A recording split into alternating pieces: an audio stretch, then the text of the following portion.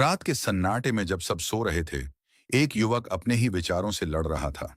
उसका नाम था आरव। जीवन की भागदौड़ में उसने बहुत कुछ पाया, लेकिन चैन और शांति कहीं खो चुकी थी। कभी दोस्तों की बातें चुभतीं, कभी परिवार की उम्मीदें बोझ लगतीं।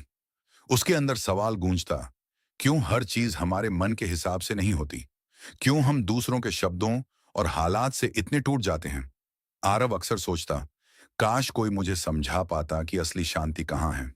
उस रात चांद पूरा था, लेकिन उसके दिल में अंधेरा छाया था। वह सोच रहा था, लोग मेरे बारे में क्या सोचते हैं? क्यों हर समय आलोचना मुझे परेशान कर देती है? क्यों मैं अपने ही मन का मालिक नहीं बन पाता? वह करवटें बदलता रहा, आंखों से नींद गायब थी। तभी उसके मन में आया, मुझे जवाब चाहिए, और यह जवाब मुझे सिर्फ साधारण लोग नहीं देंगे। मुझे ऐसे इंसान से मिलना होगा जिसने सच में जीवन को समझा हो। सुबह जब वह गांव के चौपाल पहुंचा, तो उसने बुजुर्गों को एक नाम लेते सुना, बुद्ध। लोग कह रहे थे, वह साधु है जिसने राजमहल छोड़ा और ज्ञान पाया। उसके पास जाने वाले खाली हाथ नहीं लौटते। उसे सुनकर जीवन बदल जाता है। आरव का दिल धड़क उठा। क्या वही मुझे समझा पाएंगे? क्या वही मेरे सवालों का जवाब देंगे? कुछ दिनों तक वह सोचता रहा। डर भी था, अगर वहां जाकर भी कुछ न मिला तो? लेकिन भीतर की बेचैनी इतनी गहरी थी कि उसने कदम बढ़ा ही दिए। गांव से निकलते समय रास्ते में खेतों की हरियाली, नदी की ठंडी हवा और पक्षियों की आवाज उसे रोकने लगी।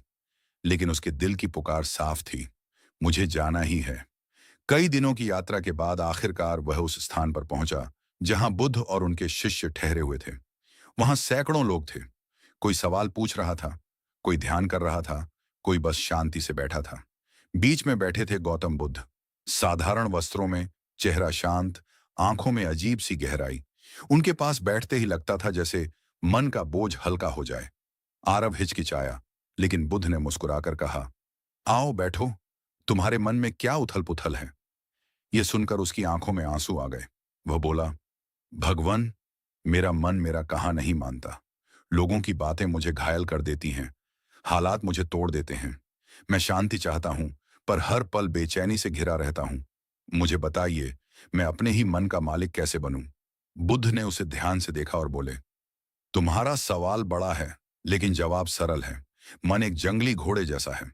अगर उसे काबू करना सीख जाओ, तो वह तुम्हें मंजिल तक ले जाएगा। लेकिन अगर तुम उसे खुला छोड़ दोगे, तो वह तुम्हें गिरा देगा।